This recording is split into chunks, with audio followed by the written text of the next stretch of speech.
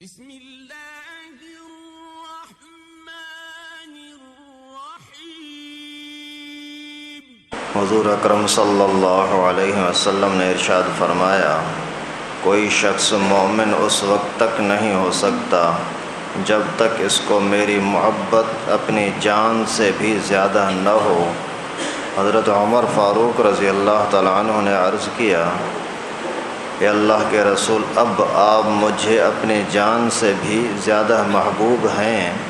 تو حضور صلی اللہ علیہ وسلم نے ارشاد فرمایا کہ الآن یا عمر، اے عمر، اس وقت ایمان کامل ہوا۔ علماء نے اس کے دو مطلب بتلائے ہیں، ایک یہ کہ اس وقت تمہارا ایمان کامل ہوا ہے، دوسرا یہ کہ تنبیہ ہے کہ اس وقت یہ بات پیدا ہوئی کہ میں تمہیں اپنے نفس سے زیادہ محبوب ہوں، حالانکہ یہ بات اول ہی سے ہونا چاہیے تھی۔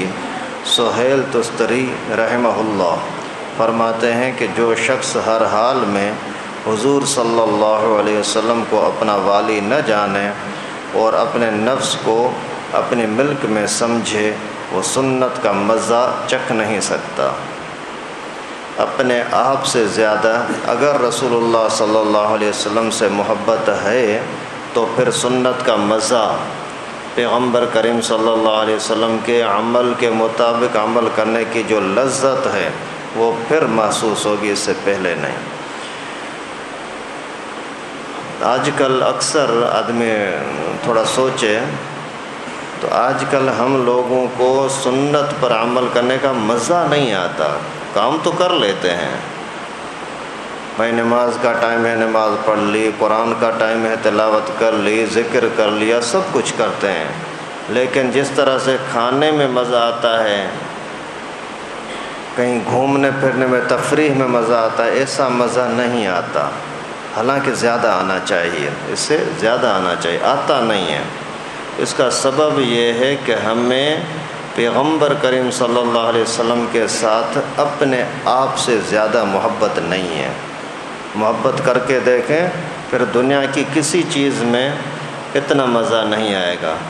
میں ایک مرتبہ حضرت شیخ شمس الرحمن عباسی صاحب، یہ پاکولہ مسجد والے، ان کے پاس گیا تو انہوں نے بیان میں ایک بات بتلائی، کسی سنت پر عمل کا بتلایا کہ میں نے اس سنت پر عمل کرنا جیسے شروع کیا تو پہلی مرتبہ عمل کے اندر اللہ جانتا ہے مجھے اتنا مزہ آیا کہ دنیا کی کسی چیز کے اندر کبھی مجھے اتنا مزہ نہیں آیا۔ تو سنت پر اگر نبی پاک کے ساتھ محبت کی وجہ سے عمل کریں گے تو مزہ آئے گا، اور جب دل میں مزہ آ جائے نا، پھر دنیا کی کوئی طاقت آپ سے وہ عمل چھڑا نہیں سکتی۔ اگر آپ ویسے ہی کر رہے ہو لیکن محبت کی خاطر کرو نا تو اس کے اندر مزہ آتا ہے۔ اللہ تعالی ہم سب کو یہ محبت اور یہ مزہ نصیب فرمائے۔ ایک صحابی نے آ کر کے حضور صلی اللہ علیہ وسلم سے عرض کیا کہ قیامت کب آئے گی؟ حضور صلی اللہ علیہ وسلم نے فرمایا، قیامت کے لیے کیا تیار کر رکھا ہے جس کی وجہ سے قیامت کا انتظار کر رہا ہے؟ انہوں نے عرض کیا کہ اللہ کے رسول، میں نے بہت سی نمازیں، روزے، صدقے تو تیار نہیں کیے، البتہ اللہ اور اس کے رسول کی محبت میرے دل میں ہے۔ حضور صلی اللہ علیہ وسلم نے ارشاد فرمایا کہ قیامت میں تم اسی کے ساتھ ہوگے جس کے ساتھ محبت رکھتے ہو۔ سبحان اللہ، کتنی پیاری بات، آسان سی بات اللہ کے نبی نے سمجھا دی۔ اس نے سیدھا جواب دیا، حضرت نمازیں زیادہ نہیں ہیں، روزے زیادہ نہیں ہیں، اعمال زیادہ نہیں کر سکا، لیکن یہ ایمانداری سے کہتا ہوں کہ دل میں آپ کی محبت بڑی ہے۔ یہ اللہ کے رسول، اللہ کی محبت ہے۔ پیغمبر کریم صلی اللہ علیہ وسلم نے کتنا پیارا جملہ فرمایا، جس کے ساتھ تیری محبت ہے قیامت کے دن اسی کے ساتھ رہے گا۔ سبحان اللہ، محبت آپ کی اللہ کے نبی کے ساتھ ہے، قیامت کے دن اللہ کے نبی کے ساتھ ہی رہو گے۔ اللہ کے نبی اللہ کے عرش کے سائے میں ہوں گے، اللہ کی رحمت میں ہوں گے، اللہ کے قرب میں ہوں گے، جنت میں ہوں گے، یہ ساری چیزیں ساتھی کو بھی ملیں گی مفت میں۔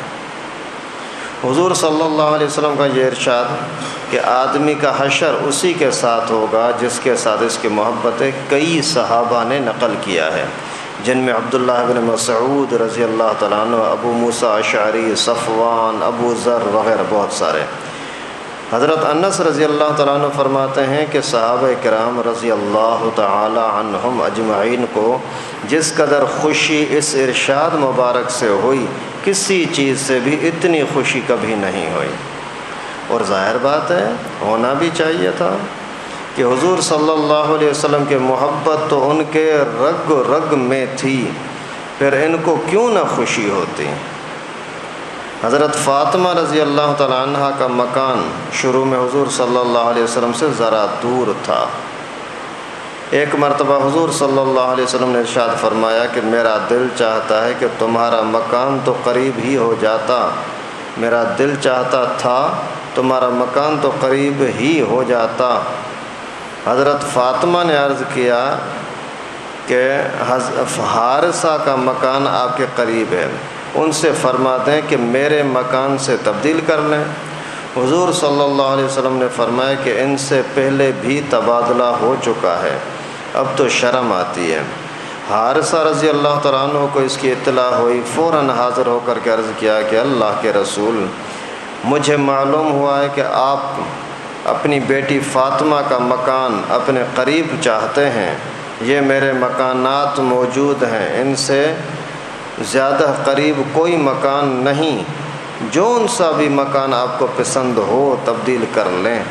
یہ اللہ کے رسول، میں اور میرا مال تو اللہ اور اس کے رسول کا ہی ہے، یہ اللہ کے رسول خدا کی قسم جو مال آپ لے لیں وہ مجھے زیادہ پسند ہوگا اس مال میں سے جو میرے پاس رہے۔ حضور صلی اللہ علیہ وسلم نے ارشاد فرمایا کہ سچ کہتے ہو، اور برکت کی دعا دی اور مکان تبدیل کر لیا۔ یعنی صحابہ کو کتنی چاہت ہوتی تھی کہ پیغمبر کریم خوش ہو جائے۔ ایک صحابی حضور صلی اللہ علیہ وسلم کی خدمت میں حاضر ہوا، عرض کیا کہ آپ کی محبت مجھے میری جان، مال، اہل و عیال سب سے زیادہ ہے، میں اپنے گھر میں ہوتا ہوں اور آپ کا خیال آ جاتا ہے تو صبر نہیں آتا۔ اللہ اکبر، یہاں تک کہ حاضر ہوں اور آ کر کے زیارت نہ کر لوں، مجھے یہ فکر ہے کہ موت تو آپ کو بھی مجھے بھی ضرور آنی ہے، اس کے بعد آپ تو انبیاء کے درجے پر چلے جائیں گے، تو مجھے یہ خوف ہے کہ پھر میں آپ کو نہیں دیکھ سکوں گا۔ حضور صلی اللہ علیہ وسلم نے اس کے جواب میں سکوت فرمایا، خاموشی اختیار فرمائی۔ حضرت جبرائیل علیہ السلام تشریف لائے اور یہ آیت سنائی، وَمَن يُطِعِ اللَّهَ وَالرَّسُولَ فَأُولَٰئِكَ مَعَ الَّذِينَ أَنْعَمَ اللَّهُ عَلَيْهِم مِّنَ النَّبِيِّينَ وَالصِّدِّيقِينَ وَالشُّهَدَاءِ وَالصَّالِحِينَ وَحَسُنَ أُولَٰئِكَ رَفِيقًا ذَلِكَ الْفَضْلُ مِنَ اللَّهِ وَكَفَىٰ بِاللَّهِ وَكِيلًا۔ جو شخص اللہ اور رسول کا کہنا مان لے تو ایسے اشخاص بھی جنت میں ان حضرات کے ساتھ ہوں گے جن پر اللہ نے انعام فرمایا، یعنی انبیاء اور صدیق، شہداء، صلحاء، یہ حضرات بہت اچھے رفیق ہیں، اور یہ ان کے ساتھ رفاقت محض اللہ کا فضل ہے، اور اللہ تعالیٰ خوب جاننے والے ہیں ہر ایک کے عمل کو۔ اس قسم کے واقعات بہت سے صحابہ کو پیش آئے اور آنا ضروری تھے۔ عشق است و ہزار بدگمانی، حضور صلی اللہ علیہ وسلم نے جواب میں یہی آیت سنائی۔ چنانچہ ایک صحابی حاضر ہوئے، عرض کیا اللہ کے رسول، مجھے آپ سے ایسی محبت ہے کہ جب خیال آ جاتا ہے اگر اس وقت میں آ کر کے زیارت نہ کر لوں تو مجھے غالب گمان ہوتا ہے کہ میری جان نکل جائے۔ آپ کی یاد آ جائے پھر اگر حاضر نہ ہوں تو مجھے خطرہ ہوتا ہے ابھی میں مر جاؤں گا، مگر مجھے یہ خیال ہے کہ اگر میں جنت میں داخل بھی ہو گیا تب بھی آپ سے تو نیچے درجے میں ہوں گا، مجھے تو جنت میں بھی آپ کی زیارت کے بغیر بڑی مشقت اور تکلیف ہوگی۔ آپ صلی اللہ علیہ وسلم نے اس کو بھی یہی آیت پڑھ کر کے سنائی۔ آپ اندازہ کریں اس محبت کا. کہ اللہ کے رسول جنت مل جائے، آپ نہیں ملیں گے مزہ کیا آئے گا؟ اس جنت میں کیا مزہ جس جنت میں رسول اللہ صلی اللہ علیہ وسلم کی زیارت نہ ہو. اللہ، آدمی تھوڑا سا سوچے، ہمارے وہم و گمان میں اس محبت کا کوئی وہم بھی نہیں پہنچ سکتا. ایک اور حدیث میں آیا ہے کہ ایک انصاری حاضر خدمت ہوا، نہایت غمگین تھا. حضور صلی اللہ علیہ وسلم نے فرمایا غمگین کیوں، پریشان کیوں؟ عرض کیا اللہ کے رسول ایک سوچ میں ہوں. آپ نے فرمایا کیا سوچ ہے؟ عرض کیا اللہ کے رسول ہم صبح و شام حاضر خدمت ہوتے ہیں، آپ کی زیارت سے محظوظ ہوتے ہیں، مزہ لیتے ہیں، آپ کی خدمت میں بیٹھتے ہیں. کل کو آپ تو انبیاء علیہم السلام کے درجے پر پہنچ جائیں گے، ہماری وہاں تک تو رسائی نہیں ہوگی، پھر کیا ہوگا؟ اس سوچ میں پریشان ہوں. رسول اللہ صلی اللہ علیہ وسلم نے خاموشی اختیار فرمائی، اور جب یہ آیت نازل ہوئی تو حضور صلی اللہ علیہ وسلم نے ان انصار صحابی کو بلایا اور ان کو اس کی بشارت دے دی. سبحان اللہ. ایک حدیث میں آیا ہے کہ بہت سے صحابہ نے یہ اشکال کیا، حضور صلی اللہ علیہ وسلم نے یہی آیت کریمہ ان کو سنائی. ایک حدیث میں ہے کہ صحابہ نے عرض کیا اللہ کے رسول یہ تو ظاہر ہے کہ نبی کو امتی پر فضیلت ہے اور جنت میں اس کے درجے اونچے ہوں گے، تو پھر اکٹھا ہونے کی کیا صورت ہوگی؟ حضور صلی اللہ علیہ وسلم نے ارشاد فرمایا کہ اوپر کے درجے والے نیچے کے درجے والوں کے پاس آئیں گے. سبحان اللہ. ان کے پاس بیٹھیں گے، بات چیت کریں گے. حضور صلی اللہ علیہ وسلم کا ارشاد ہے کہ مجھ سے بہت محبت کرنے والے بعض ایسے لوگ ہوں گے جو میرے بعد پیدا ہوں گے، اور ان کی یہ تمنا ہوگی کاش اپنے اہل و عیال اور مال کے بدلے میں وہ مجھے دیکھ لیتے. مجھ سے میرے ساتھ محبت کرنے والے بہت سارے لوگ ہیں، کچھ تو ایسے ہیں جو ابھی نہیں ہیں بیچارے، بعد میں آئیں گے. اس امت کے لیے، آج کے لوگوں کے لیے ہیں، بعد میں آئیں گے، اور ان کی چاہت ہوگی میرے بچے قربان ہوں، مال قربان ہو، لیکن رسول اللہ صلی اللہ علیہ وسلم کو ہم دیکھ لیں. خالد رضی اللہ تعالیٰ عنہ کی بیٹی عبدہ کہتی ہیں کہ میرے والد جب بھی سونے کے لیے لیٹتے تو اتنے آنکھ نہ لگتی اور جاگتے رہتے، حضور صلی اللہ علیہ وسلم کی یاد اور شوق اور اشتیاق میں لگے رہتے، مہاجرین اور انصار صحابہ کا نام لے کر کے یاد کرتے رہتے، اور یہ کہتے کہ یہی میرے اصول اور فروع ہیں، یعنی بڑے اور چھوٹے میرے وہی صحابہ ہیں، اور ان کی طرف میرا دل کھنچا جا رہا ہے. یا اللہ مجھے جلد ہی موت دے دے کہ ان لوگوں سے جا کر کے ملوں. اور یہی کہتے ہوئے سو جاتے تھے. سونے کے ٹائم پر بھی جیسے آپ کا بچہ کہیں گم ہو جائے اسی کی یاد ہوتی ہے نا، بچہ پتہ نہیں کہیں ہوگا، کہاں ہوگا، اسی سوچ میں نیند نہیں آتی. ان کو اس سوچ میں کہ میرے پیغمبر کریم اور اسی کے قریب بیٹھنے والے صحابہ، کوئی دائیں بیٹھتا ہے کوئی بائیں بیٹھتا ہے، ان بیچاروں کا بھی کیا حال ہوگا. یا اللہ مجھے ان کے بغیر مزہ نہیں آتا، مجھے بھی ان کے پاس پہنچا دے. حضرت ابو بکر صدیق رضی اللہ تعالیٰ عنہ نے ایک مرتبہ عرض کیا کہ اللہ کے رسول مجھے اپنے باپ کے مسلمان ہونے کی بنسبت آپ کے چچا ابو طالب کے مسلمان ہو جانے کی زیادہ تمنا ہے. میرا ابا مسلمان ہو نہ ہو خیر ہے، آپ کے چچا جس نے آپ کے اوپر قربانیاں دی ہیں وہ مسلمان ہو جائے، اس لیے کہ اس سے آپ کو خوشی ہوگی. سبحان اللہ. عجیب بات بتلائی. اللہ کے رسول میرا ابو مسلمان ہوگا تو میں خوش ہوں گا نا، مجھے اپنی خوشی کی پرواہ نہیں. آپ کا چچا مسلمان ہوگا آپ خوش ہوں گے، آپ کی خوشی مجھے میری اپنے ذات کی خوشی سے زیادہ محبوب ہے. حضرت عمر رضی اللہ تعالیٰ عنہ نے ایک مرتبہ حضور صلی اللہ علیہ وسلم کے چچا حضرت عباس سے عرض کیا کہ آپ کے اسلام لانے کی مجھے زیادہ خوشی ہے. حضرت عمر نے حضور صلی اللہ علیہ وسلم کے چچا عباس سے کہا آپ اپنے باپ کے مسلمان ہونے سے بھی اس لیے کہ آپ کا اسلام حضور صلی اللہ علیہ وسلم کو زیادہ محبوب ہے. میرا ابا مسلمان ہو جائے مجھے اتنی خوشی نہیں جتنی آپ کے مسلمان ہونے سے مجھے خوشی ہوئی. حضرت عمر کہتے ہیں کیونکہ آپ کے مسلمان ہونے پر نبی پاک خوش ہوگا. ابھی نبی پاک کی خوشی کے لیے صحابہ کیسے تڑپ رہے ہیں. اور آج جو حدیث مبارکہ آئی کہ اگر جماعت کی نماز پڑھتے ہیں لوگ تو اللہ خوش ہوتے ہیں. اللہ کو خوش کرنے کے لیے نماز کبھی بے جماعت نہ پڑھا کریں، اکیلے نماز نہ پڑھا کریں.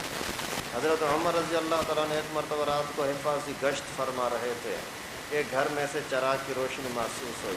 ایک بوڑھا کی آواز کان میں پڑی جو اون کو دھنتی ہوئی اشعار پڑھ رہی تھیں، جن کا ترجمہ یہ ہے کہ محمد صلی اللہ علیہ وسلم پر نیکوں کا درود پہنچے اور پاک صاف لوگوں کی طرف سے جو برگزیدہ ہوں ان کا درود پہنچے. بے شک اللہ کے رسول آپ راتوں کو عبادت کرنے والے تھے، رات کے آخر حصے میں رونے والے تھے. کاش مجھے یہ معلوم ہو جاتا کہ میں اور میرا محبوب کبھی اکٹھے ہو سکتے ہیں یا نہیں، اس لیے کہ موت مختلف حالتوں میں آتی ہے، نہ معلوم میری موت کس حالت میں آئے گی اور حضور صلی اللہ علیہ وسلم سے مرنے کے بعد ملنا ہو سکے گا یا نہیں. حضرت عمر رضی اللہ تعالیٰ، یہ عورت کے اشعار ہیں، اشعار کا ترجمہ. حضرت عمر رضی اللہ تعالیٰ عنہ بھی ان اشعار کو سن کر رونے بیٹھ گئے. حضرت بلال رونے کے لیے بیٹھ گئے. یعنی اسی عورت کا شوق اور جذبہ اور محبت پیغمبر کریم سے رات کو سن لیا اور یہ بھی رونے میں بیٹھ گئے. وہی پیغمبر کریم کی یادیں تازہ ہو گئیں. حضرت بلال رضی اللہ تعالیٰ عنہ کا قصہ مشہور ہے. جب ان کے انتقال کا وقت ہوا تو ان کی بیوی جدائی پر رنجیدہ ہو کر کہنے لگے ہائے افسوس. وہ کہنے لگے سبحان اللہ، اللہ کی پاکی، کیا مزے کی بات ہے، کل کو محمد صلی اللہ علیہ وسلم کی زیارت کریں گے اور ان کے صحابہ سے ملیں گے. یعنی مرنے کے بعد مسلمانوں کی روحوں کا مسلمانوں کے ساتھ ملانا یہ ثابت ہے. برزخی زندگی بھی ثابت ہے. آج کل یہ جو اشاعتی کہلاتے ہیں پنجپیری، یہ ظالم کہتے ہیں کہ مرنے کے بعد بس مر گیا، کوئی تنا ہو گیا، کوئی لکڑی کا ہو گیا، کوئی پتھر کی طرح ہو گیا. یہ اللہ معاف فرمائے احادیث مبارکہ کہ منکر ہیں. ایک مرتبہ بنوری ٹاؤن میں بیٹھے ہوئے تھے اور دارالعلوم دیوبند کے شیخ الحدیث حضرت اسد مدنی رحمہ اللہ تشریف لائے ہوئے تھے. تو وہاں ختم بخاری ہوئی. ختم بخاری کا جیسے درس مکمل ہوا، دعا ہوئی.